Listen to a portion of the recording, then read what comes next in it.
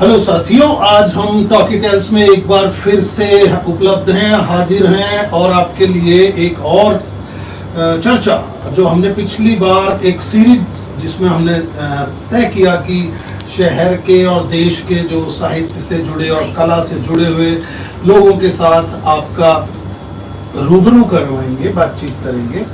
उसी श्रृंखला में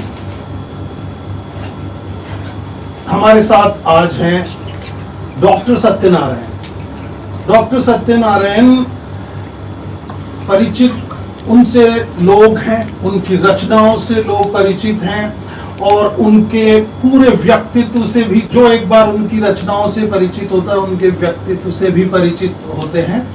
तो डॉक्टर सत्यनारायण हमारे साथ हैं और इनके रचना कर्म के बारे में जितना उससे ज्यादा लोगों तक उसकी गहरी पैठ ऐसा हमें लगता है।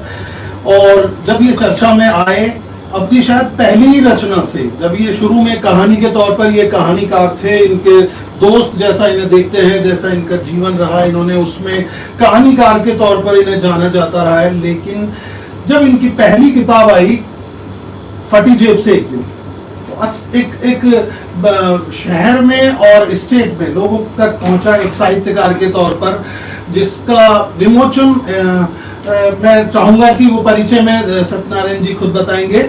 और उसके बाद लगातार जो इनकी किताबों के सिलसिले शुरू हुए, उसी में थी तारीख की खंजड़ी, इनके जो डायरी लेखन से निकली, जिसकी बेहद चर्चाएं रही। और मुझे अभी जब मैं उसकी तलाश कर रहा था तो ये पता लगा कि वो अभी मार्केट में उपलब्ध नहीं है।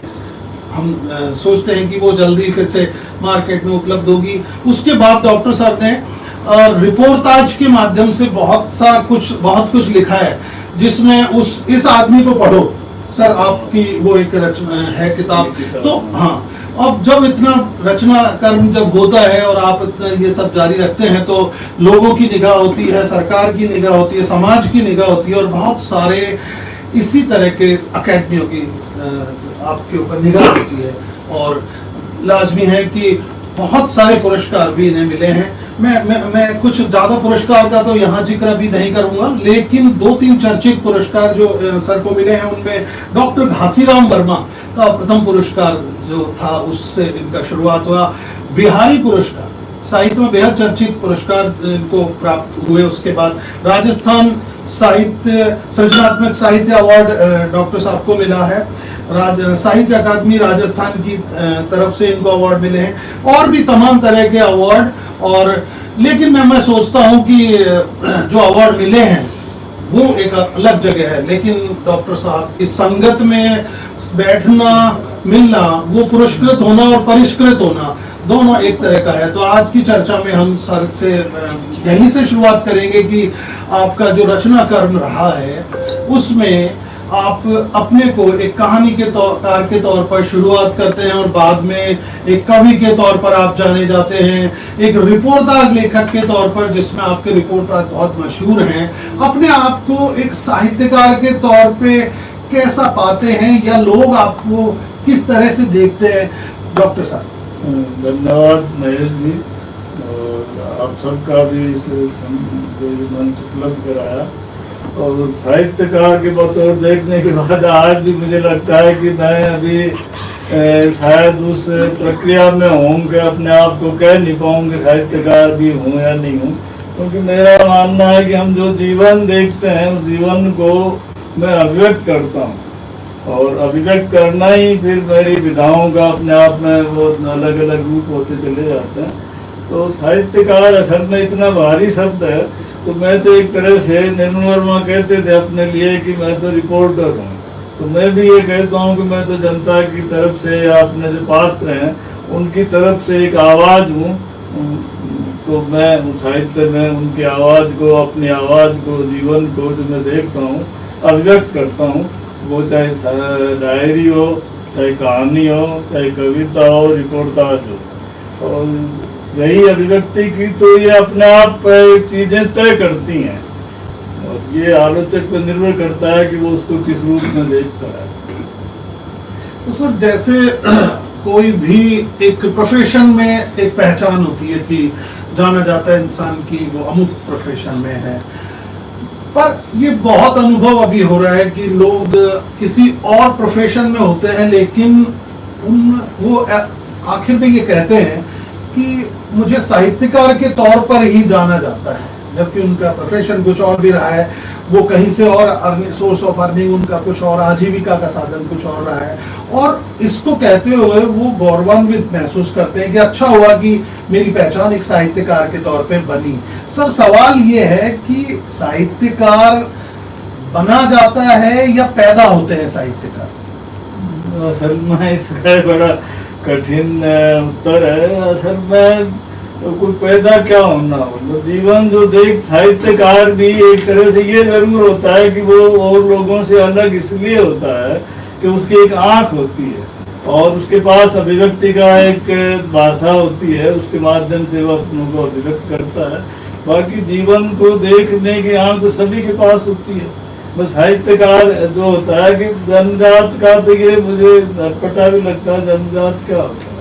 मैं जैसे मेरी अपनी बताऊं, मैं यहाँ आया था गांव से और कुछ चीज़ें थी तो मैं किसी को, मेरे ज़्यादा मित्र मंडली नहीं थी, कह नहीं पाता था, तो मैं कागज़ पे डायरी में उन चीज़ों को लिखने लगा और लिखने लगा तो वो धीरे धीरे विकसित होते हुए विधाओं का लेती चली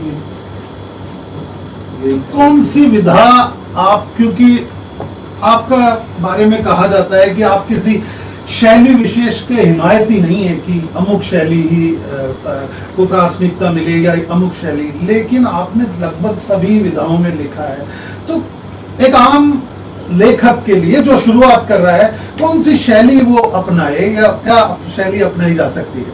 नहीं, खैर ये तो मैं कोई उपदेश तो नहीं दे सकता लेखक का। आपका अनुभव जो है? मेरा अपना अनुभव ये है कि मैं अपनी बात जो था, मैं डायरी से शुरुआत की और डायरी इसलिए कि मैं अपना कुछ, पहले भी मैंने कहा ना, मैं अपने को डायरी में ही ज़्यादा अभिव्यक्त कर पाता था। और फिर जब धीरे धीरे जब मैं, हालांकि हम जैसा कि आपने शुरू में कहा कि प्रोफेशन और कोई होता है, मैं और कहीं जा रहा था और लिखने लगा, जब मैं कहानियों, फिर मैं कहानियाँ लिखने लगा और तो फिर कहानी लिखते लिखते तो वो डायरी एक ऐसी विधा होती है जिसमें सारे बीज होते हैं, उसमें कविता के भी होते हैं, रिपोर्टाज के भी होते हैं। प्रेमचंद ने भी कहा कि एक लेखक को हमेशा अपने पास एक डायरी रखनी चाहिए, तो वो डायरी मेरे साथ रही और कहानी में शुरुआत की। और रही और विधाओं की बात, तो रिपोर्टाज मैं इसलिए लिखने लगा कि मैं फिर धीरे धीरे अखबारों में लिखने लगा, फिर मैं घूमता भी काफ़ी था, तो मुझे लगा कि कहानी का अपना एक स्ट्रक्चर ऐसा है, उसकी एक सीमा है जिसमें मेरे पास अनुभव कह लो या कुछ पात्र कह लो या कुछ चरित्र ऐसे थे, तो मैं उनको कैसे अभिव्यक्त करूं।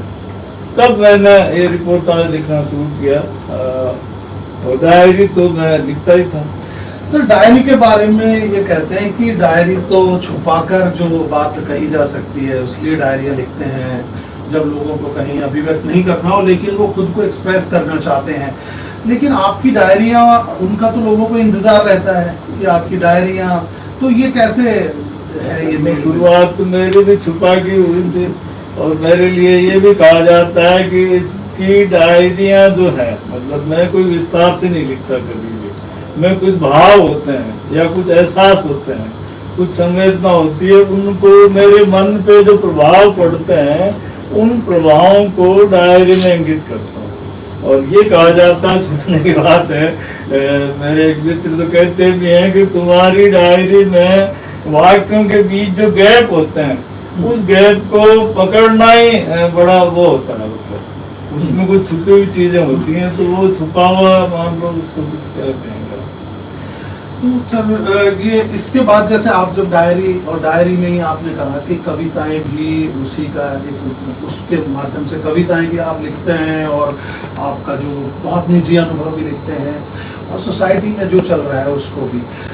कब एक ऐसा आपको लगने लगा कि अब आपकी डायरी आपको बोल रही है कि मुझे बाहर लेकर जाऊं, या किसने कहा कि आपकी डायरी? मेरी डायरी दो तरह की, किसी ने कहा भी है, मतलब एक तो मेरे आभ्यंतर मेरे भीतर क्या चल रहा है मैं उसको व्यक्त करता हूँ, है ना। और एक दूसरी डायरी जो होती है कि जीवन में हम जो देखते हैं, जिन अनुभवों को देखते हैं, जिन पात्रों से, जिन चेहरों से मिलते हैं, वो मेरी यायावर की डायरी जिसे कह लो आप, है ना, वो होती है। तो रही उसकी बात, जैसे कि आपने पूछा कि वो किस तरह की कविता भी, तो वो असल में उसी में गुंथी हुई होती है। और रही बाहर आने की बात, तो ये संयोग था। मेरी ये डायरी है, यायावर की डायरी तो मैं शुरू से ही लिख रहा था अखबारों में, जैसे मेरे कॉलम आते थे, घूमते गामते नाम से आता था, सफरनामा पुष्पांजलि आता था, कहीं भी कभी भी सीट सकती, रात पे मैंने एक कॉलम लिखा था, तो स्तंभ तो रात के बारे में ही था, रात में कौन लोग निकलते हैं, रात कैसी होती है, चरित्र पूरी किताब का नाम भी शीर्षक भी ये है, यही कहीं नींद थी, जिनकी नींद उचटी हुई है उन लोगों के बारे में पूरी किताब है। तो अब ये जैसे बाहर आने का, ये मेरी जो तारीखी खंजड़ी जो विशेष रूप से ज्यादा चर्चा में आई इन दिनों, और दूसरा है दुख किस काम में। ये एक हमारे मित्र भी कर लो, हमारे सीनियर हैं हसन जमान, उनकी पत्रिका शेष निकलती थी, बैठे थे, तो उन्होंने कहा कि आप बहुत कम बोलते हैं और आप लगता है कोई बात है जो आप कह नहीं पाते हैं, तो कहाँ कहते हैं। मैंने कहा, वो रघुनंदन ने हंस के कहा कि डायरी लिखता है, तो क्या कुछ अंश दीजिए। तो मैंने अंश दिए, उनको अच्छी लगी।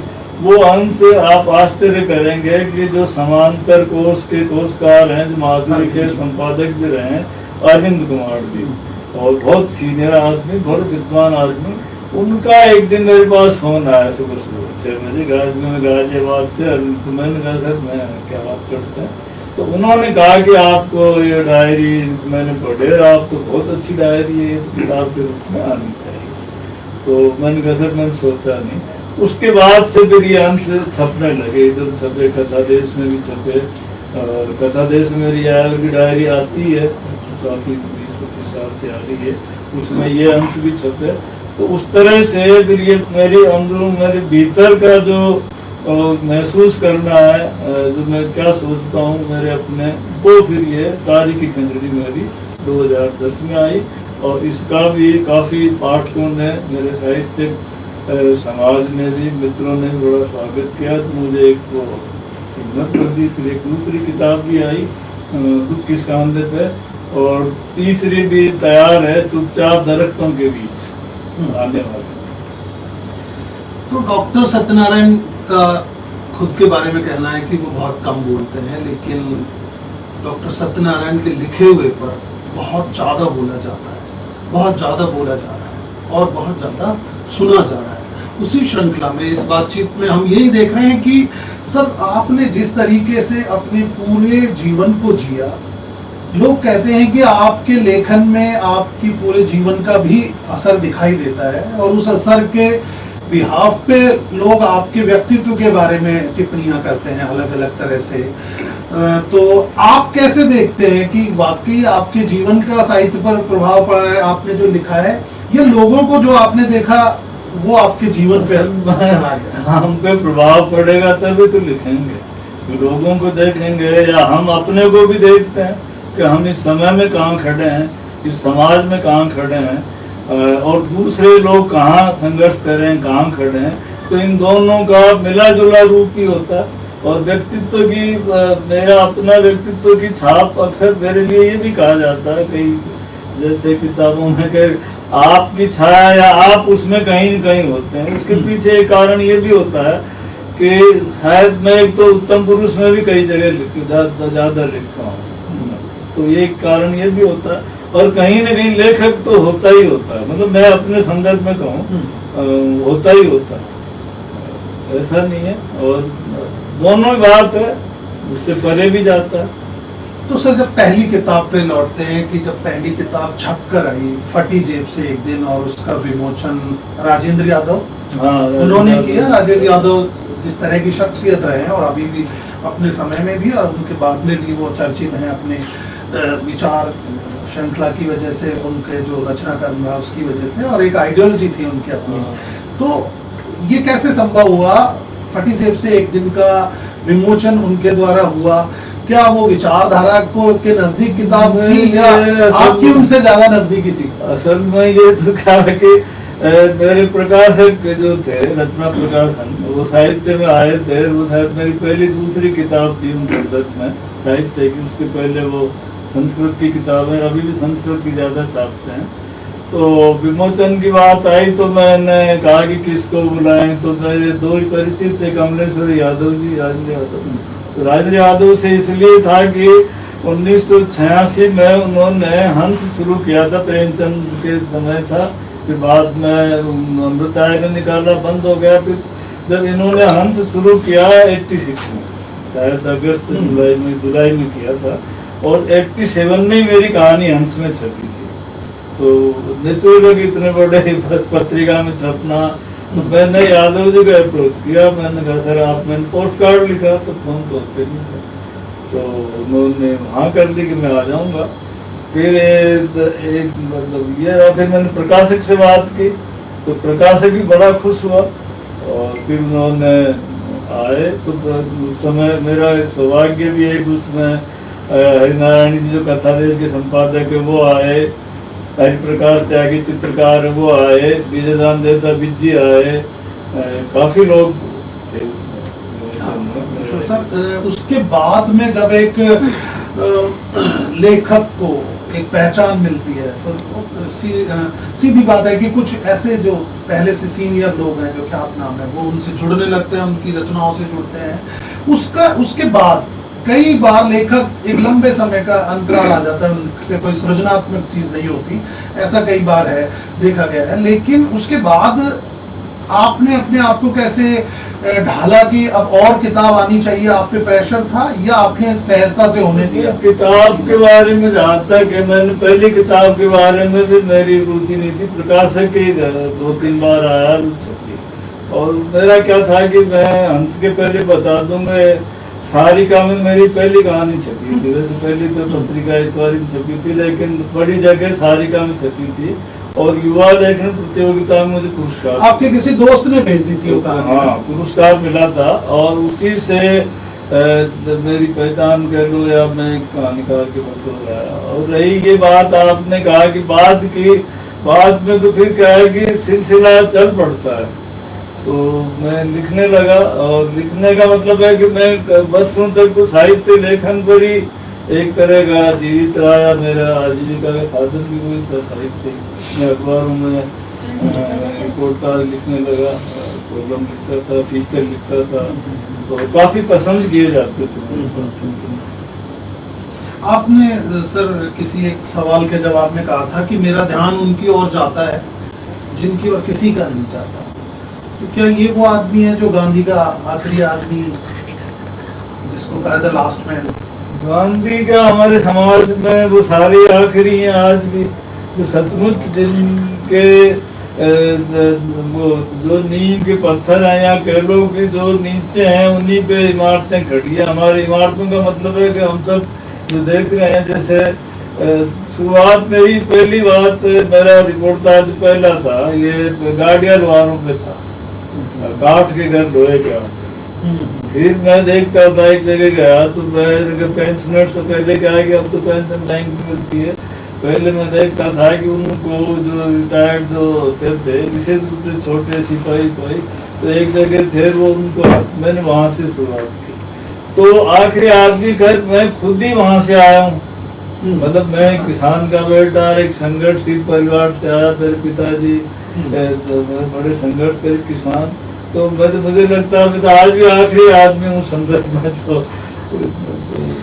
ये सर एक आपका जो व्यक्तित्व जिस तरह का बन गया, या आपने जिस तरह की रचनाएं करी, और रचना और व्यक्तित्व को सामंजस्य में रख के कई लोगों ने, जो आपके शायद मित्र हैं और या साहित्य जगत में, उन्होंने आपको कई जगह कहा कि संत जैसा आदमी है।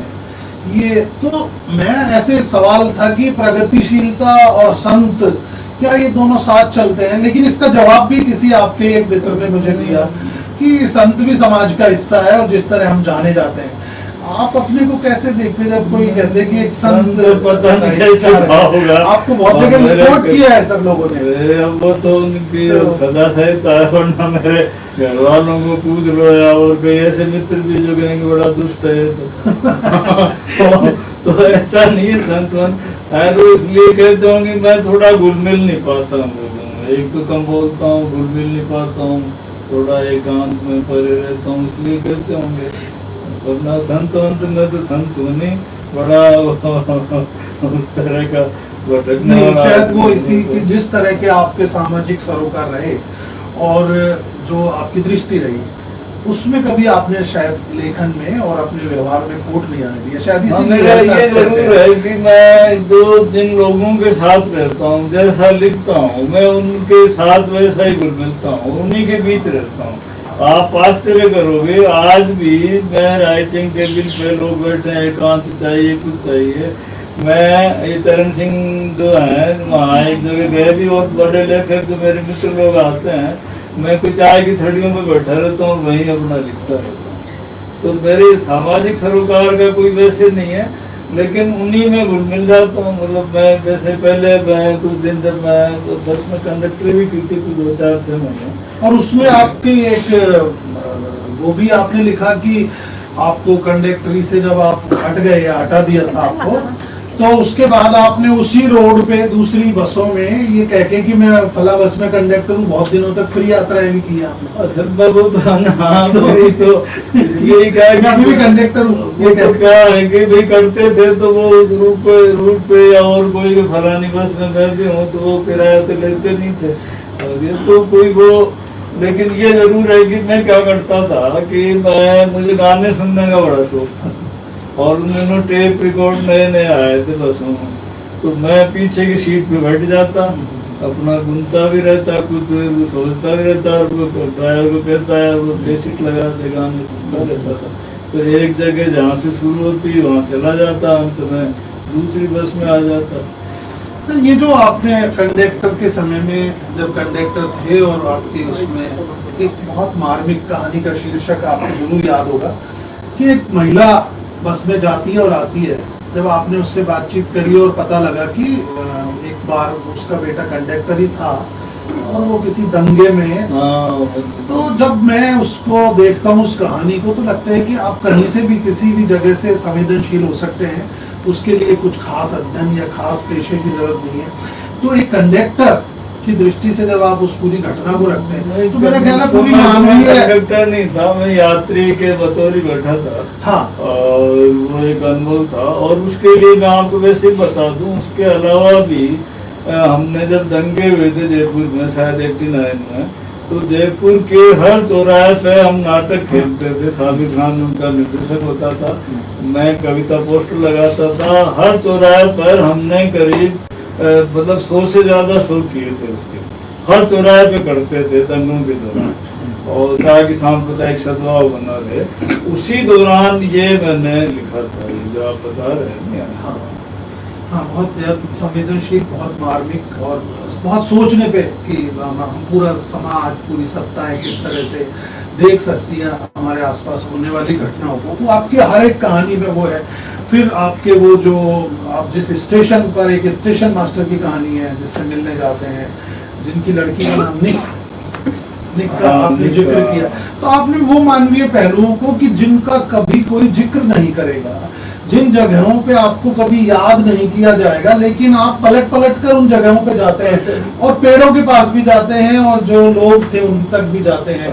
तो ये कहीं क्या बेचैनी है जो आपको बार बार तरह की बेचैनी तो रहती है, मैं मानता हूँ, और लेकिन ये जो आप बता रहे हैं लौटते हैं, ये कुछ करैक्टर होते हैं, कुछ घटनाएं होती हैं, है ना, और कुछ ऐसे चेहरे होते हैं जो आपका लगातार पीछा करते हैं, और वो पीछा मतलब जैसे कोई पेड़ भी करता है मेरा, मैं आपको बताऊं, कोई पेड़ जिसके नीचे मैं बरसों तक खड़ा रहता था या आता था बस में बैठ के, तो उस पेड़ पे भी मैंने लिखा है। मेरी तो एक किताब का समर्पण ही है कि यादगार के पास खड़े उस दरख्त के नाम, समर्पण भी है।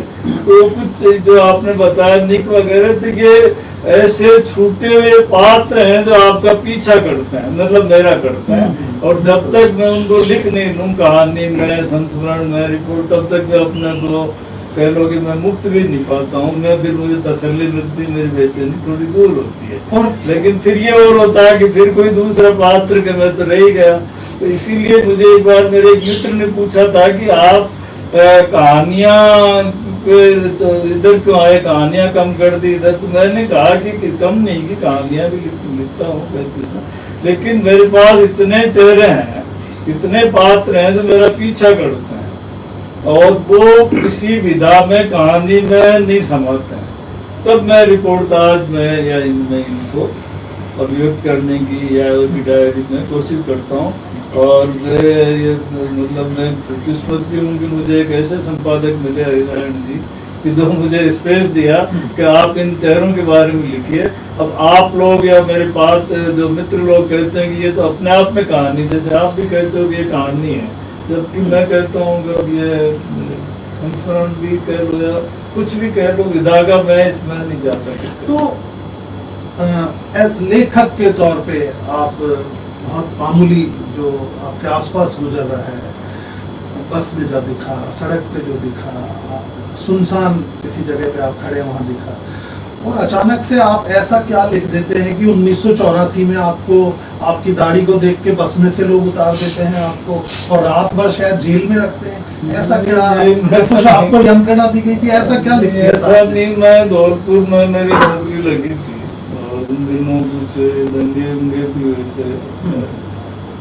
तो क्या कि मैं जाता था बस में, तो वो धौलपुर का इलाका ऐसा था कि रात को कि बस में जाता था मैं, तो भरतपुर में क्या चेकिंग हो रही थी कुछ, तो दाढ़ी वाड़ी देख के पता नहीं मुझे कुछ संदिग्ध माना बड़ा नीचे उतरिए आप। मैंने कहा मैं तो पढ़ाता हूँ, कॉलेज में पढ़ाता हूँ, ये बड़ी मुझे अफसर के पास ले गए जो वैसे तो वगैरह थे, पूछा अच्छी तरह, तसल्ली हुई, एक आध घंटे तो रखा मुझे, दूसरी बस में मुझे जाना पड़ा। तो सर वो शक तो नहीं किया जो अभी जो हवाओं में है कि नाम पूछकर उतार लिया जाए, आपका कुछ जाति धर्म?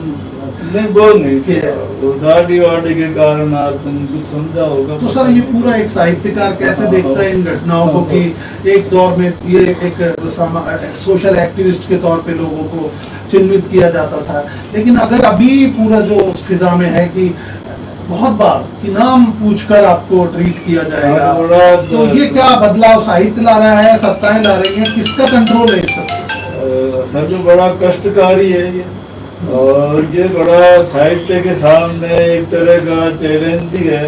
और ये क्योंकि हम ऐसे समय में, जैसे मैं एक हंगरी के कवि थे अतिला जोसेफ, उनकी किताब का शीर्षक है ये चाकू समय, तो हम वाकई ऐसे चाकू समय में जी रहे हैं कि मुझे कई बार डर भी लगता है। जो आप देखिए कि बड़ा डरावना समय है, निश्चित रूप से बड़ा डरावना समय है ये। और ये जाति पूछना, धर्म पूछना, ये मनुष्य के बतौर एक मनुष्य की पहचान होनी चाहिए, क्या जाति क्या धर्म। मैं तो उस दौर का व्यक्ति हूँ जब हम एमए कर रहे थे, तब सरनेम हम कई मित्रों ने हटाया था, उनमें एक नेम भी था कि सरनेम हम नहीं रखेंगे, क्योंकि क्या जाति होती है। तो मेरे तो जैसे इसमें कहीं मैंने किसी ने संस्मरण में भी लिखा है कि मैं वर्षों तक ये नहीं जानता था कि सत्यनारायण की जाति क्या है। तो मैंने कहा मैं सत्यनारायण हूँ, इतना ही बहुत है, जाति क्या करेगी, धर्म क्या करेगी, सत्यनारायण वो ठीक हूँ।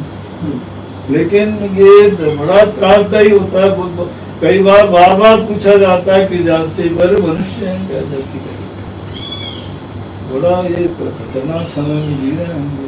तो चुनौती भी डॉक्टर साहब जो बातचीत कर रहे हैं, आज के समय को अगर हम साहित्य में नजरअंदाज करते हैं तो जो पिछला बीता है और आने वाला है उस पर लिखना बहुत आसान है, लेकिन ये एक चुनौती हर लेखक के सामने, हर कला से जुड़े लोगों के सामने और साहित्य में जुड़े, कि वो आज पर क्या लिख रहे हैं, अपने आसपास में क्या लिख रहे हैं, अपने आसपास की चीजों पर जो गलत अगर उन्हें लगती हैं तो उस पर सवाल किस तरह उठा रहे हैं। ये सवाल हर साहित्यकार पे, हर कला से जुड़े लोगों पर रहेगा। लेकिन हम आज की बातचीत को और इस तरह से देखते हैं कि डॉक्टर सत्यनारायण का जो कला संसार है, जो साहित्य संसार है, जिसमें कई तरह के पात्र हैं। सर एक पात्र का जिक्र आता है आपने जो कविताएं लिखी है उनमें आता है, कहानियों में उर्मी।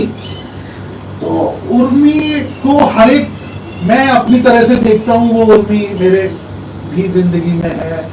आप जब उसका जिक्र करते हैं तो सीधे लगता है कि आपसे पूछ लिया जाए ये उर्मी का पात्र, उर्मी कौन है? सर मैं आपसे पहले भी कहीं पूछा है तो मेरा सीधा सा उत्तर होता है भाई आपको क्या लगता है सचमुच है? आपकी दोस्त लगती है जो चली गई है। मैं आप लोगों को ही छोड़ता हूँ, यदि आपको लगता है कि यथार्थ तो यथार्थ मान लो। ऐसे दोस्त भी कहते हैं कि काल्पनिक है तो ऐसे ही काल्पनिक। पर सर वो बहुत नजदीक, आपके जो पाठक है उनके नजदीक है अभी उर्मी, आपसे कितना दूर है? ये तो पाठकों को ही छोड़ना चाहिए। जैसे जीवनानंद दास बंगला के कवि थे, तो उनके कविता में वनलता सेन आती है, कविता बहुत उनकी वनलता सेन खूब आती है, तो उनके लिए भी कहा जाता है कि वनलता सेन कौन है। तो मेरे भी अभी उनमें है पात्र है, पात्र माने आपको।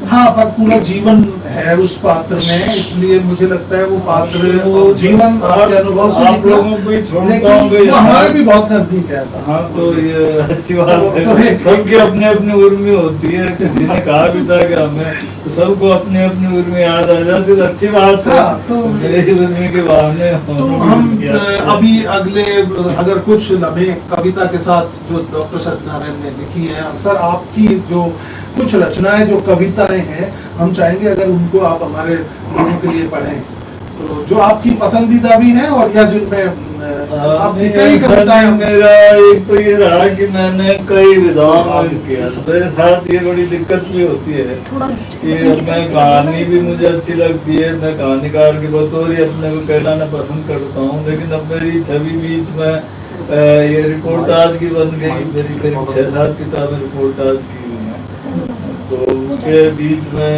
फिर अभी क्या हुआ कि या वो डायरी आई मेरी, तारी की खंजड़ी, तो कहानी भूल गई डायरी।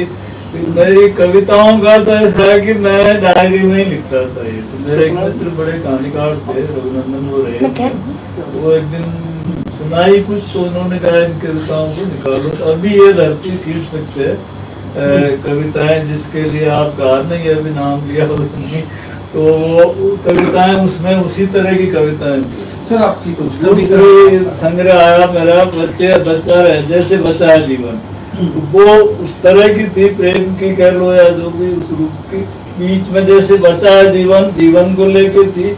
और ये जो मैं संग्रह भी सुनाऊंगा वो 60 बार नाम है, तो ये तीसरा जीवन का तीसरा दौर मान लो, उसमें कुछ कविताएं। इससे पहले एक तो वो क्या आप आगे दिख रहे हैं कैमरे में, ये पीछे, क्योंकि वो सेटिंग थोड़ी बिगड़ रही है, आगे थोड़ा कर लेते हैं। माइक से आवाज कम बता रहे हैं लोग, तो आवाज माइक को माइक को इसको हम जरूर जो तकनीकी दिक्कतें अगर आ रही हैं इसमें उनको हम ठीक कर रहे हैं। जो आवाज अगर ये लाइव से नहीं नजर आ रहे तो बेशक मैं ना दिखूं, पर डॉक्टर साहब दिखने चाहिए, और तकनीकी रूप से जिस बात के लिए हम इकट्ठा हैं और अगर आवाज नहीं आ रही तो हम उसे दुरुस्त करने की कोशिश कर रहे हैं। हाँ, शुक्रिया साथियों, और आप जुड़े रहिए और हमें सजेशन दीजिए ताकि नहीं ठीक है। हाँ तो आगे होके बैठ जाएंगे थोड़ा सा, मैं अपनी तो हम कविता से शुरुआत करते हैं। डॉक्टर साहब की कविता आप जैसे बैठे वैसे बैठे। मैं ये 60 बार जब मैं 60 का हुआ तब लिखी थी, और इसमें आप देख लें कि 60 के बाद आदमी भारतीय समाज में किस तरह देखा जाता है। मैंने कविताओं को, मेरी ये 60 बार जो पहली कविता है शीर्षक ये 60 बार। जाने क्या रह गया याद में, जाने क्या रह गया याद में, 60 में भी 8 को पार नहीं कर पा रही, 60 में भी 8 को पार नहीं कर पा रही। दूसरी कविता, मैं बहुत छोटी कविताएं लिखता हूँ। बचने की कोशिश की उम्र भर, तुम्हारा नाम शीर्षक है।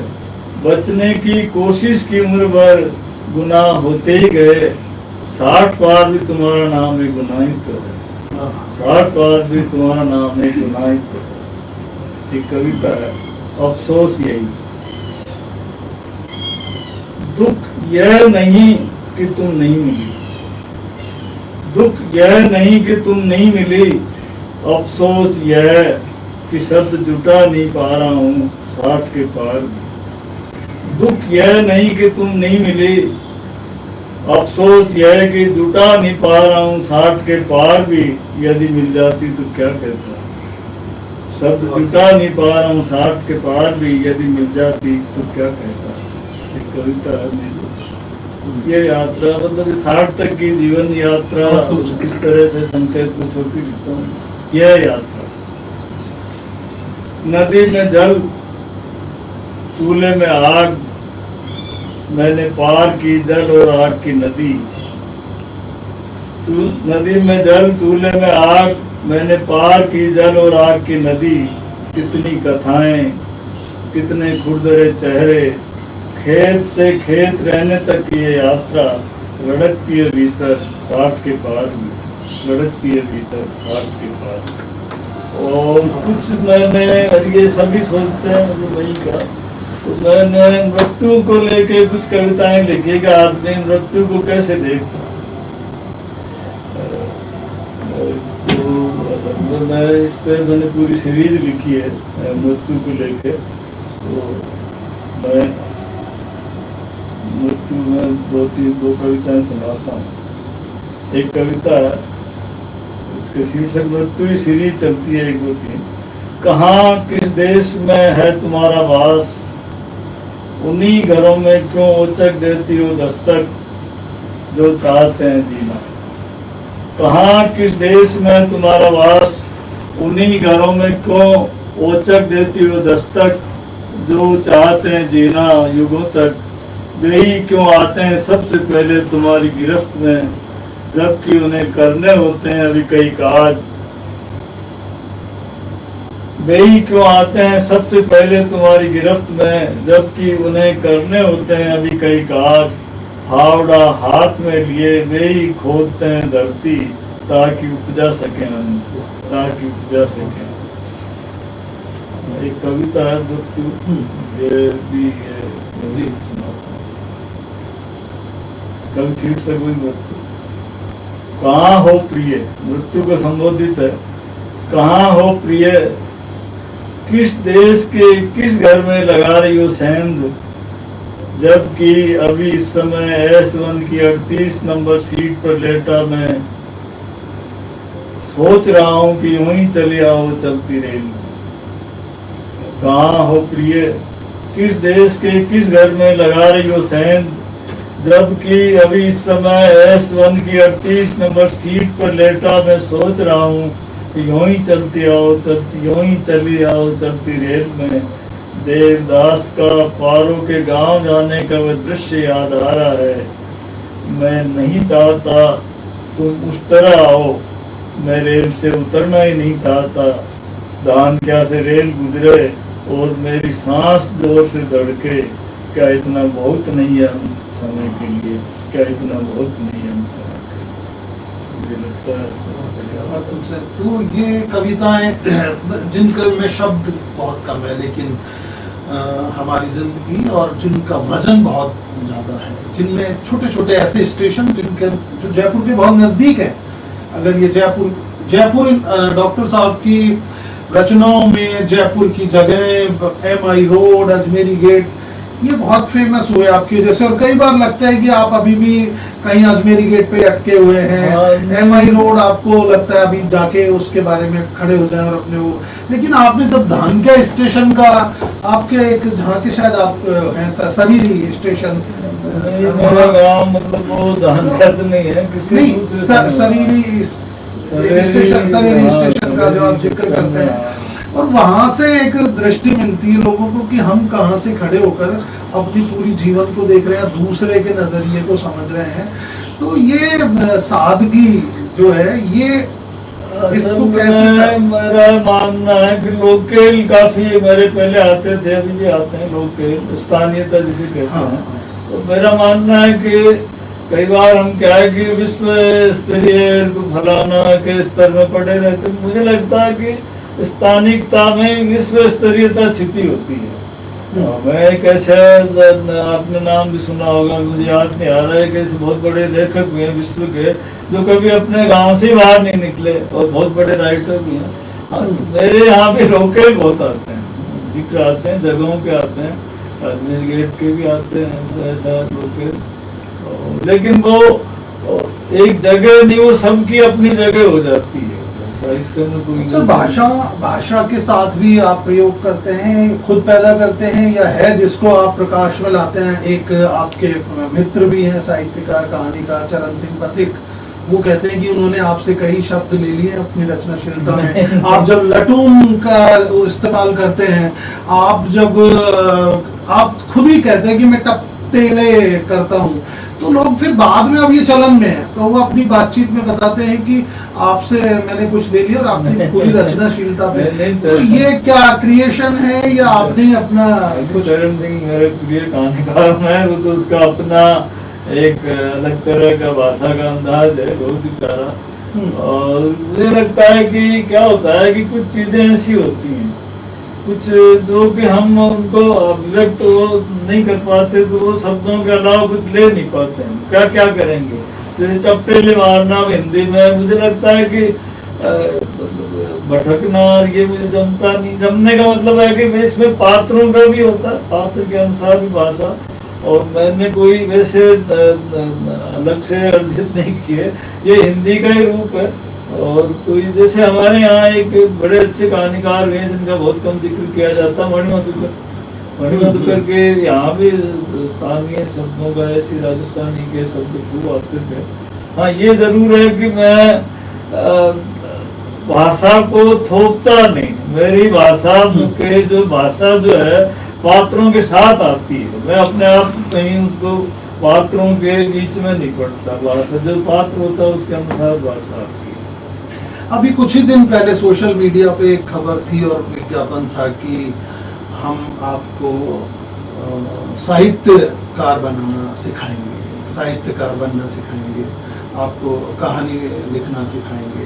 एक तरफ ये है कि आपके जीवन से जो उपज रहा है, आपकी जो अपनी भाषा है, आप जो महसूस कर रहे हैं, तो ये द्वंद्व और ये मांग जो है बाजार की, सर ये क्या साहित्य में जाएगी? अब ये बाजार अपनी जगह है, हर समय रहा, साहित्यकार बना है नहीं जाता। वैसे तो ऐसी जगह पे ऐसी दुकान ही कहूँगा मैं, तो ऐसे भी है कि कोई अब मनुष्य बनाऊंगा, मनुष्य बनाए थोड़ी जाते हैं, मनुष्य तो स्वतः होते हैं। मनुष्य बनाने की कोई स्कूल नहीं होती है, तो कहानी वानी भाषा से तो आपके भीतर से होता है, भीतर से ही कुछ स्वतः होता है, बनाया नहीं जाता कोई। हाँ, ये जरूर है कि आप उसको कोई उस तरह से दिशा निर्देश दे देते हैं, कहने का तरीका बता सकते हैं, शिल्प के बारे में थोड़ा बता सकते हैं, होता तो आपके भीतर ही है। आप अनुभूत कैसे करते हैं? यदि आपने अनुभूत कर लिया किसी चीज को और फिर अभिव्यक्त करते हैं, तो आप उसको परिमार्जन कर सकते हैं, लेकिन बनाया तो नहीं जा सकता ऐसे। सर, अभी आपने करीब 40-45 साल से आप लिख रहे हैं लगातार, अब आप एक बड़ा नाम है, आपको लोग जानते हैं, आपको सुनना चाहते हैं, आपके बारे में बातें। मैंने अभी पिछले दिनों बहुत सारे लोगों से आपके बारे में बात की, तो मैंने लोगों से कहा कि कोई एक आध बुराई या कोई आलोचना भी तो होनी चाहिए डॉक्टर सत्यनारायण की। तो क्या कोई इंसान ऐसा हो सकता है कि बिना आलोचना के ही सब उसको एक्सेप्ट कर रहे हैं? ये क्या है आपके बारे में? कोई आलोचना करने को तैयार नहीं है, या आपने कुछ ऐसा बड़ा काम नहीं किया जिसकी आलोचना हो? मैं इतना बड़ा भी नहीं हूँ, और ऐसा तो क्या है कि शायद आप पढ़ा नहीं, मेरी एक किताब आई थी साथ में को पढ़ो, पहली किताब थी रिपोर्टाज की, और काफी अच्छा मुझे लगता है कि मेरी एक रिपोर्टाज या कथेतर विधा में वहाँ से शुरुआत। एक मित्र जो बड़े कहानीकार भी है, नाम लेना इस समय ठीक नहीं है, उनका पत्र आया कि तूने ये क्या लिख दिया, ये रद्दी है, तुझे कहानियां ही लिखनी चाहिए थी, और इस विधा में कहाँ आ गया तू, ये क्या तेरे पे तो विदेशी लेखकों का प्रभाव है, इस किताब को भूल जा, कुछ दिन गाँव जा, कहानियां लिख। तो मैंने उसको कहा, मैंने कहा हो सकता है कुछ दिनों बाद तुम कहोगे कि ये अच्छी चीज है, और हो सकता है मुझे लगे कि मैं खराब लिख दी, कहानियों में जाऊँ। फिर कोई मित्र अब कहता है कि नहीं यार तुम ये अच्छी विधा लिखती, तो ऐसा भी नहीं है।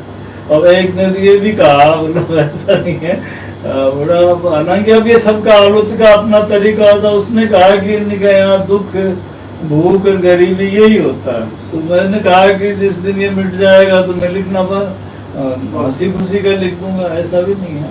तो मेरी एक किताब आई थी, तो उसमें मेरे यही था, तो मेरे एक मित्र है संजीव मिश्र, अब तो रहे नहीं, उसको बहुत अच्छी लगी थी, तो मैंने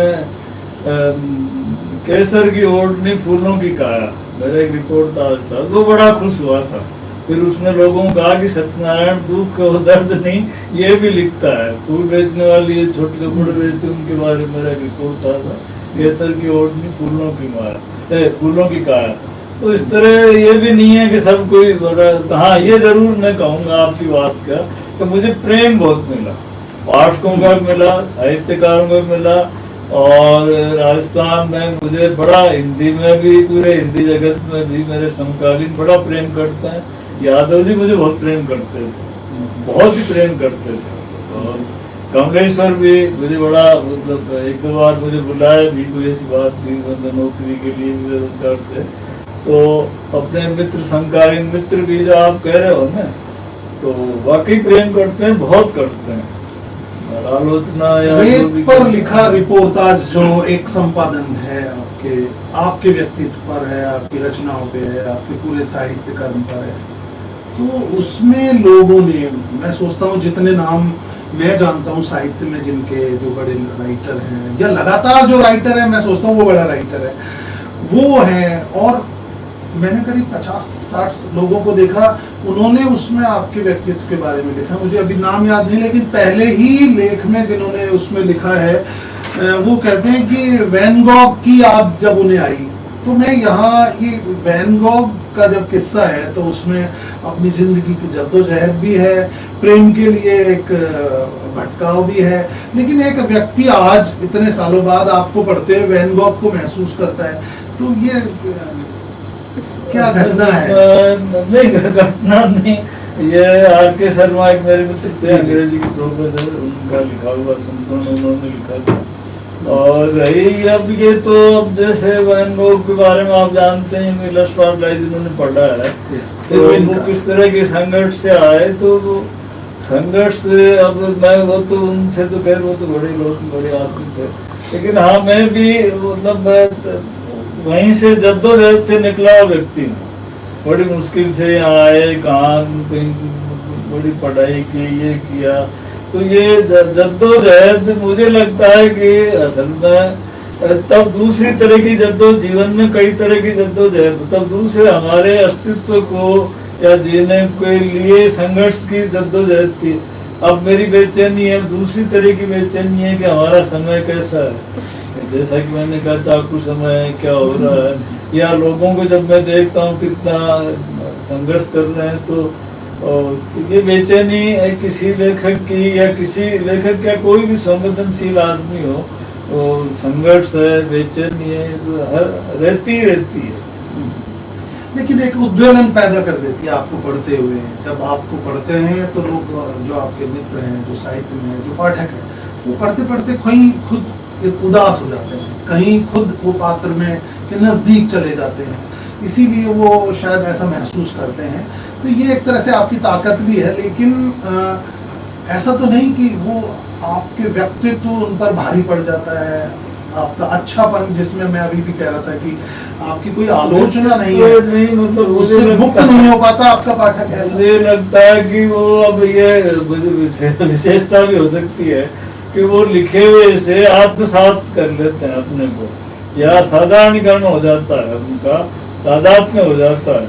तो ये तो मैं लेखन के लिए अच्छी बात मानता हूँ। और ये जो आप कह रहे हो ना, वो मुझे उनमें ढूंढते हैं रचनाओं में, तब ये होता होगा कि सत्यनारायण भी यही है।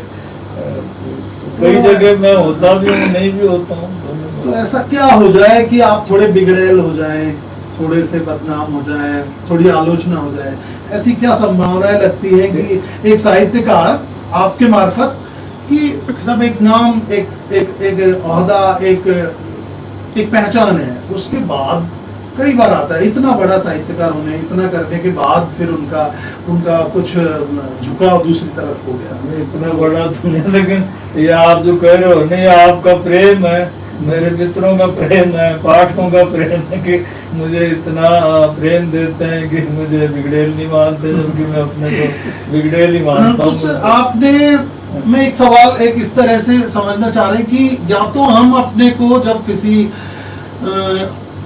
मुकाम पर कोई व्यक्ति पहुंचता है तो वो अपने बचपन के किस्से सुनाता है कि मैं बचपन में ऐसा था, या बचपन बहुत तकलीफ में था। उसको हमारे हमारे हमारे जो मुखिया हैं देश में, उनके भी बचपन की कहानी उन्होंने बताई, और उसके बाद देखिए अभी वो 30-35 साल से तो शीर्ष पदों पर हैं, लेकिन उनका बचपन लोगों को याद है। ये उनकी खूबी है कि बचपन में बहुत परेशान थे और आज वो इस मुकाम पर पहुंचे हैं। लेकिन मैं एक दूसरा सवाल सर आपसे करना चाह रहा हूँ कि अक्सर साहित्य में ये क्यों होता है, जैसे आपने कहा कि मुक्ति बोध, शमशेर बहादुर, देवेंद्र इस्सर, शायर सौदाई, स्वदेश दीपक के अंत और अंतिम दिनों का दारुण वक्तव्य, क्योंकि ये लेखक थे या इतना, लेकिन किसी भी व्यक्ति के जीवन में ये हो सकता है, तो इस सब की क्या जरूरत है? क्योंकि सब अपने सपने और अपना सलीब का चयन करने को स्वतंत्र है ना सर। तो ये कई बार आता है कि कोई साहित्यकार अपने अंतिम दिनों में, लेकिन वो बहुत बुरी दशा में मरे या उन्होंने ऐसा जीवन जिया, इससे क्या उनके क्या फर्क पड़ जाता है? क्योंकि हर एक का अपना जीवन है, दुखों को बताने की क्या जरूरत है इसमें कि नहीं बताया उन्होंने, कोई दुख नहीं बताते हैं। ये तो हमारे समाज की या हमारे परिवेश की संवेदनहीनता है कि ऐसे लोगों को राजस्थान में परोट नहीं सके, वरना तो हमारा समाज एक लेखक की ऐसी स्थिति में क्यों हो। अगर समाज हमारा संवेदनशील हो तो आपको आश्चर्य होगा कि मतलब अपने यहाँ नहीं, मतलब विश्व के स्तर पे भी देख लो, अतिला योसेफ है, हंगरी के बहुत बड़े पोइट थे वो, और 37 साल की उम्र में अपनी पत्नी के साथ मालगाड़ी के नीचे आके आत्महत्या करनी पड़ी। कारण कि वो ऐसी स्थिति में थे कि वो कहते हैं कि अब बीमार होते थे तो सोफे पे 104 डिग्री होती तो पत्नी को सुलाता था, जब उसका बुखार उतर जाता मेरा होता तो मैं सोता था। और आज उनके नाम पे वहाँ का सबसे बड़ा पुरस्कार दिया जाता है। तो ये अपने यहाँ नहीं, विश्व में हर लेखक के साथ ये। चेखव का आपने सुना ही होगा, चेखव कितने बड़े लेखक थे।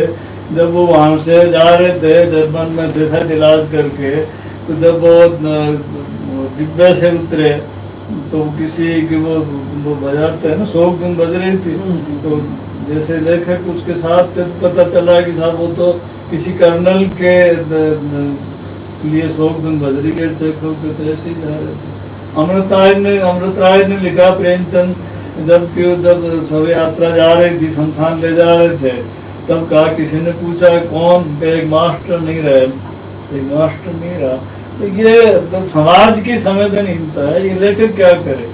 मतलब सौदाई मैंने जयपुर में थे, मैंने देखा उनको, बहुत बड़े वो शायर थे, लेकिन यूं तो सुनने में आता है कि सवाल महत्वपूर्ण है, लेकिन मैं सोचता हूँ ये जो सवाल किया गया अभी, जिसका जो जवाब है, मैं सोचता हूँ ये जवाब बहुत महत्वपूर्ण था कि कौन जिम्मेदार है ना इस सब का, या सोसाइटी जो संभाल नहीं पाती। मैं व्यक्तिगत तौर पर इस जवाब को अपने पास याद रखना चाहूँगा। सर, आपके एक साहित्यकार मित्र हैं जिनका बहुत जिक्र है, उन्होंने आपको अर्नेस्ट हेमिंग्वे की तरह देखा और वो महसूस करते हैं, लेकिन आखिर में वो अपनी एक जगह जिक्र करते हैं, मैं उनका नाम भी लेना चाहता हूँ क्योंकि रिपोर्टाज में उन्होंने लिखा है और गाए बगाए वो जिक्र भी करते हैं, कृष्ण कल्पित, मैं अगर सही हूँ मुझे ठीक से, वो कहते हैं कि मुझे अर्नेस्ट हेमिंग्वे की याद दिलाते हैं, लेकिन सत्यनारायण के पास रिवॉल्वर नहीं है, वरना वो अब तक उसका इस्तेमाल कर चुके होते। ये कहीं एक द्वंद्व या दुख वो तो नहीं, वो लोगों के दिल में उतार देते हैं। वो तो मित्र है, चलो मेरी तो हेमिंग्वे देख आगे उसकी छवि देखी मुझे, ये उन्होंने लिखा है सर। हाँ नहीं लिखा है, मैं कह रहा हूँ मित्र है तो मुझे मतलब वो छवि मतलब। लेकिन रही ये बात तो नेचुरल है कि जीवन में हर व्यक्ति के पास ऐसे क्षण बचाते हैं। मैं कई बार अपने को बचाता है, यहाँ तक चला है, ऐसे अवसर आते हैं, ऐसा भी नहीं है, बहुत आते हैं। मैं मतलब लेकिन ये जरूर है कि कोई बात होती है कि हम अपने जीवन को खींचना ही कहूँगा कि जीवन में पग पग पे ऐसे कठिन क्षण भी आते हैं कि आपको हताश हो जाते हैं, लेकिन राइटर यही करता है कि वो अपने को अभिव्यक्त करके बचाता है। अपने इसलिए बचाता है कि वो फिर औरों को जीवन अपने में औरों के जीवन को देखता है, औरों के जीवन में अपने को देखता है। वहाँ से उसको ताकत मिलती है, वो दिए चला जाता है। मैं आपके साथ बैठा हूँ। तो आपके जितना जो आपके दोस्त हैं साहित्य में है, मुझे लगता है वो दोस्त कम, और जब आपके बारे में लिखते हैं तो आपके फैन हो जाते हैं। तो एक तरफ कृष्ण कल्पित ये कहते हैं और एक हैं सतीश चिंपा, उन्होंने एक बार आपसे किसी बातचीत में कहा कि मेरी इच्छा होती है कि मैं नक्सली बन जाऊं और फिर उसके बाद कुछ करके, तब आपने उसको एक बहुत, क्या शब्द था कि कैडी निगाह से देखा, और उससे एक अलग मैसेज आता है कि आप बर्दाश्त नहीं करेंगे ये कि कोई सोसाइटी में छोटे रास्ते अख्तियार करे या अमानवीय हो जाए। नहीं, हो सकता है आपको पसंद क्या प्रसंग रहा होगा मुझे, लेकिन ये तो मित्रों का है, वो क्या कहते हैं सोचते हैं उसके बारे में तो मैं क्या कहूँ। सर कहना और सोचना नहीं, उन्होंने लिखा है, लिखने के बाद तो वो चीज आपके बारे में एक गारंटी हो जाती है या उस व्यक्ति के बारे में। मित्रों का सोचना कहना क्या कहूँ। तो सर अभी हम डॉक्टर सत्यनारायण जी से जो बातचीत कर रहे हैं और हम समझने की कोशिश कर रहे हैं कि एक व्यक्ति लगातार साहित्य में है और उसके बाद उसने आदमी को बचाया हुआ है खुद के। एक आपके मित्र हैं वो भी इसमें रिपोर्टाज में, वो आपकी समीक्षा में किताब के किसी पन्ने पे लिखते हैं कि उन्होंने अपने आप को आदमी भी साबित किया और एक लेखक भी साबित किया। मैं मुझे ठीक से वो कोट याद नहीं आ रहा, पर वो कहते हैं तो ये लेखक कोई सफल बन जाए लेकिन अगर एक आदमी नहीं बन सका तो एक द्वंद रहता है क्या लेखक और साहित्यकारों की जिंदगी में कि आप बहुत अच्छे लेखक तो बने पर एक अच्छा आदमी नहीं बने। अपेक्षा क्या है समाज को? असल में मैं तो भेद करता ही नहीं, मनुष्य अच्छा हो तो लेखक अपना आप ही अच्छा होगा। बेचैनी तो एक राइटर में रहती है ना, तो भेद तो इसलिए नहीं है कि लेखक है वो भी उसी समाज का अंग है, अलग तो कहाँ होगा लेखक। हाँ वो ये शायद यहाँ लिखते हैं कि अरविंद कुमार ने शायद आपके बारे में कहा था, जो समांतर कोश निकाया उन्होंने इस तरह की। तो आपके जो तमाम मित्र हैं, तमाम साहित्य जगत के लोग हैं, वो अभी भी उम्मीद कर रहे हैं कि डॉक्टर सत्यनारायण अपने रिपोर्टाज लगातार जारी रखें, अपनी कविताएं और कविताओं में उदात्त भावनाएं, खासतौर पे जो प्रेम को, जो धरती की तुम चलती हो, तो एक आपकी बहुत मशहूर कविता है जिसका जिक्र गाए बगाए होता है, तुम चलती हो तो लगता है अभी धरती बच्ची रहेगी अभी ये धरती, क्योंकि इस पर तुम चलती हो, टहलती हो, तुम टहलती हो, बची रहेगी ये धरती क्योंकि इस पर तुम टहलती हो। और डॉक्टर सत्यनारायण तुम्हारे चलने को लिखते रहते हैं। तो अपने आगे के रचना क्रम में सर आपने क्या कुछ अपने लिए कुछ सेट किया हुआ है कि अब मुझे ये लिखना है, या जो जीवन में नजर आ जाएगा वो ही लिख डालेंगे? नहीं ऐसा कुछ नहीं है। अब ये कोई मतलब लिखता तो सतत प्रक्रिया में चलता रहता है लिखता है, लेकिन ये जरूर है कि मैं कहानी भी लिखी, रिपोर्टाज भी लिखी, लोग अपेक्षा करते हैं, मेरे मित्र भी कहते हैं कि आप उपन्यास। तो मैं सोच रहा हूँ कि हमारा जो समय है और बहुत खतरनाक समय जिसमें हम जी रहे हैं, इस समय की जो बेचैनियाँ हैं, इस समय का जो संकट है, इस समय के जो सवाल हैं, उनको लेके मैं एक उपन्यास अभी मैं तसल्ली मुझे मिल नहीं पा रही, कई कारण है, मैं थोड़ा भटकता रहता हूँ, कुछ उस तरह के काम भी करता हूँ जो एक लेखक नहीं करता, या करते भी हैं कई लेखक, जैसे कुछ पेड़ वेड़ लगाने या उस तरह का। मैं कई जगह बाहर भी काफ़ी जाता हूँ, तो मैं चाहता हूँ मतलब समय मिला 2-4 महीने में तो उपन्यास को लिखने का मेरा है। अभी आपने उपन्यास नहीं लिखा है ना, चल रहा है, कर रहा हूँ। और अभी तो मेरी कथा देश में आत्मकथा तो नहीं कहूँगा, लेकिन आत्मकथात्मक कुछ चल रहा है। तो सर अभी जो सोशल मीडिया का एक दौर है, तो अभी लेखक तो बहुत ज्यादा पैदा हो गए कि जिसने लिख दिया वो एक लेखक की तरह खुद को समझता है, लेकिन लेखन और साहित्यकार होने के लिए जो मानवीयता की धुरी मानवीयता के इर्द गिर्द है, मेरे ख्याल में वो लगातार चलते रहेंगे। तो किताबों और सोशल मीडिया सर, इसमें आपकी जैसे मुझे लगता है 15 से 20 किताबें आपकी हैं जो हर एक की पढ़नी चाहिए, पढ़ी जानी चाहिए, लेकिन अभी किताब के छपास का भी एक प्रचलन है कि छप जाए वो। तो क्या लग रहा है कि किताबें बढ़ रही हैं या पाठक बढ़ रहे हैं, या साहित्य में क्या लिखा जा रहा है जो सोशल मीडिया पे ही पढ़ लिया जाएगा, किताबें खत्म हो जाएंगी? नहीं, किताब तो नहीं खाता। किताब मैं तो आज भी सोशल मीडिया हालांकि मैं देखता भी हूँ चीज़ें डालता हूँ, लेकिन किताब में मेरी पहली प्राथमिकता होती है। मैं किताब ही पढ़ता हूँ, इस पर कम पढ़ पाता हूँ। और रही अब सोशल मीडिया, तो कई विशेष रूप में मैं तो महिलाओं के संदर्भ में देखता हूँ, तो उनको एक अभिव्यक्ति का मंच तो मिला ही है, इसमें ऐसा भी नहीं है। हाँ, ये जरूर है कि ये असंपादित मामला है सोशल मीडिया, यहाँ संपादन कुछ होता नहीं है, जिसकी मर्जी है जो लिखते हैं, लेकिन इसमें अच्छी चीजें भी हैं, ऐसा भी नहीं आता होता। ये अलग बात है कि मैं अपने आप को उससे कम जोड़ पाता हूँ। किताब मुझे ज़्यादा प्रिय है, मैं किताब को ही पसंद करता हूँ पढ़ना। मेरे कई मित्र ई बुक वगैरह मुझे कहते भी हैं, बेचते भी हैं, मैं देखता भी, लेकिन फिर भी मैं किताब मेरी प्राथमिकता होती है। और मुझे नहीं लगता किताब का संकट है, कारण कि मेरी अभी एक किताब आई है इसमें था तो अभी अभी आई है कुछ दिन पहले ही, तो हाँ ये किताब आई है। जब मैं पाठकों की प्रतिक्रियाएं आती हैं, प्रकाशक ने मुझे कहा कि काफ़ी लोग इसको खरीद रहे हैं अमेजन पे, और मेरे पास भी लोगों की, जैसे मैं रास्ता नहीं फोटो आती है कि हमने खरीद, तो मैं बड़ा उत्साहित भी हूँ। मुझे लगता है किताब पढ़ी जाती है। तो किताब जिंदा रहेंगी हमेशा, लिखने वाले भी रहेंगे, क्योंकि इंसान रहेंगे, और इंसानों के बीच उनके कठिनाइयाँ, उनके तकलीफ और उनके मददगार। साहित्य भी तो मदद करता है, लेकिन लेखक के पास वो आँख, वो दिल होना चाहिए। हम आज बातचीत कर रहे हैं डॉक्टर सत्यनारायण जी से।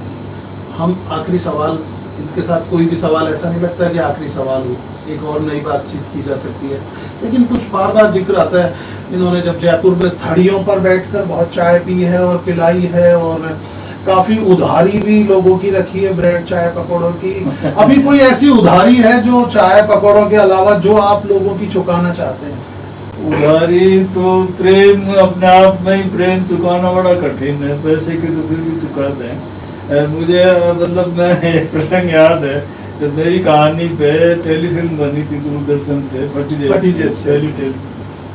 मेरे पास तो टेलीविजन था नहीं, आज भी नहीं है, उनका भी खरीदा ही नहीं, मुझे जरूरत भी नहीं महसूस हुई। तो मैंने कहा कि ये फिल्म जब रिलीज देखें कहाँ, तो मैं एक चाय की दुकान पे वहाँ लगा हुआ रहता था, वहाँ चले गए 2-3 दोस्त थे, मैं ले गया चाय से, मैंने गया तुम्हारे साथ, तुम्हें चाय वाय पिलाएंगे, हम लोग करेंगे चाय वाय पी के चोरी की चाय। तो देख खत्म हुई, तो फिर उसको दुकान वाले को उन्होंने कहा, मेरे दोस्त ने एक ने, कि ये वो लेखक है जिनकी कहानी पे बनी। तो मुझे उसने फिर उस दिन पैसे नहीं लिए, चाय के भी नहीं लिए, कचौरी की मिठाई खिलाई, बड़ा खुश हुआ वो।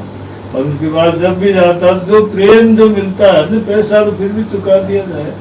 मैं एक पैसे का और बात बता रहा हूँ, मतलब मैं आपको बताऊँ, मुझे बड़ा ऐसा, मतलब मैं एक निर्जी का बाग है जयपुर में, मैं वहाँ किराया रहा था, इस्लाम भाई थे, मैंने उन पर लिखा भी, मैं इन पर बहुत उस तरह से लिखता था, मतलब तेरे हैं तो तेरे कैसे चरित्र हमारे जीवन में लिखना भी चाहिए। वैसी एक हवेली है जिसमें मैं 4 महीने रहा, अद्भुत हवेली थी, वहाँ के जो करेक्टर थे, हर कमरे में एक परिवार रहता था। तो इस्लाम भाई की जो हवेली में 30 कमरे थे, उसमें 30 परिवार रहते थे, गरीब थे, कोई रिक्शा चलाता था, कोई क्या करता था, कोई नहीं। वहाँ हिंदू हम 2 थे, एक तो मैं था, एक रिजर्व बैंक में गार्ड था, वो था। तो मैं उसमें खिड़की नहीं थी, मैंने कहा खाली करें थोड़ा, वो क्या है निमित टाइप हो गया, मित्रों ने कहा क्या, तो मैंने कहा एक दिन, मैंने कहा इस्लाम भाई, तो उन्होंने कहा क्यों खाली कर दो, तो मुझे पता था कि ये कहेंगे भी क्यों। मैंने कहा सर मेरी नौकरी लगी, मैं बाहर जाऊँगा। नहीं आप और कहीं कमरा लेंगे, लेकिन मैंने कहा कि नहीं नहीं, आप 150 रुपये की जगह मुझे 125 दे दें, लेकिन आप खाली नहीं करें। तो ये ऐसी उधारियां नहीं चुकाई जाती हैं, पैसों की भी चुकाई।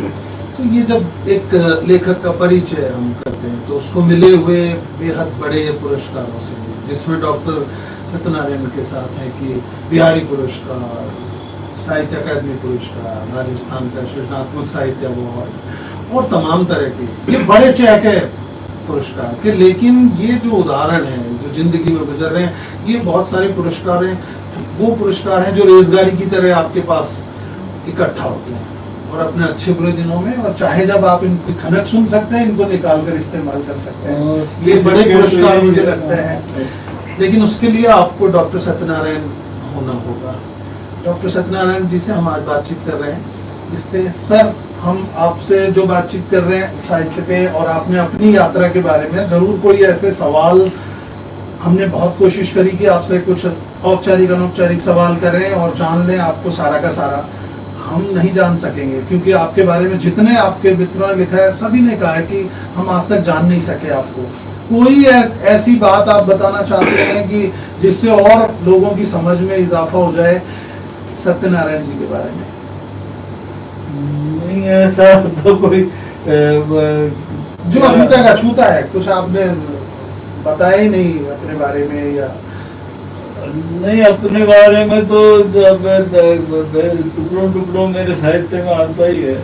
लेकिन ये जरूर है कि मैं अभी है, मतलब मैं कुछ बेचैनी है जिनको मैं लिखना चाहता हूँ, और कुछ ऐसे हैं पात्र भी हैं मेरे पास। मेरा अपना खुद भी, मैं अपने को, जैसे मेरे लिए दोस्तों का, जैसे आपने कहा प्रेम, तो अक्सर ये कहा जाता है कि ये बड़ा रहस्य मैं अपने को बताता नहीं। मैंने कहा बताने का ये है कि मैं अपने को साहित्य में व्यक्त कर देता हूँ। तो ऐसा कुछ विशेष नहीं है, लेकिन हाँ ये जरूर है कि मैं अभी कुछ है जिसको मैं लिखना चाहता हूँ, मैं तो कह नहीं पाया अभी। हो सकता है ये टुकड़ों टुकड़ों में ही कहा मैंने, कभी समय मिला या कुछ। तो हम इस चर्चा को इसी बेचैनी के साथ खत्म करने की तरफ बढ़ते हैं। शायद खत्म नहीं कहना ठीक नहीं होगा, वो एक शुरुआत है कि एक थोड़ी बेचैनी जो डॉक्टर सत्यनारायण के जहन में, दिल दिमाग में है, वो हम पाठकों के पास, हम उनके चाहने वालों के पास, साहित्य के जो समझ रखते हैं उन लोगों तक चली जाए। जब वो कहते हैं कि अभी कुछ बाकी है, अभी कुछ कहना बाकी है, तो हम सोचते हैं कि आप जल्दी लिखेंगे, और हजारों की तादाद में आपके मित्र, आपके फैन जिसको कहें, वो आपका इंतजार करते रहेंगे सर। तो बहुत शुक्रिया, हम आज आपने हमारे लिए इतना समय निकाला, और हम आपका बहुत कम चीज़ें जान सके। आपका थैंक यू। आपका भी धन्यवाद, मुझे यहाँ अवसर दिया, और निश्चित रूप से ये आपका प्रेम है कि जो यहाँ खींच लाया। और मेरे लिए काफ़ी जाता है कि मैं कम बोलता हूँ, लेकिन मुझे लगता है काफ़ी बोल गया। धन्यवाद। कोई सवाल तो नहीं है? शुक्रिया। कोई सवाल तो नहीं है? सवाल कुछ आए तो जरूर, हमारे बहुत सारे जो पाठक हैं उनके सवाल हम देख रहे थे, लगातार आज भी हैं और आएंगे भी, तो हम उनके जवाब अपने उसमें चैट पे डॉक्टर सत्यनारायण जी से बातचीत करके, हो सकता है वो खुद भी दें या इनसे बातचीत करके हम उनको देंगे। तो आज की चर्चा में जुड़ने वाले सभी लोगों का बहुत बहुत शुक्रिया, धन्यवाद, थैंक यू।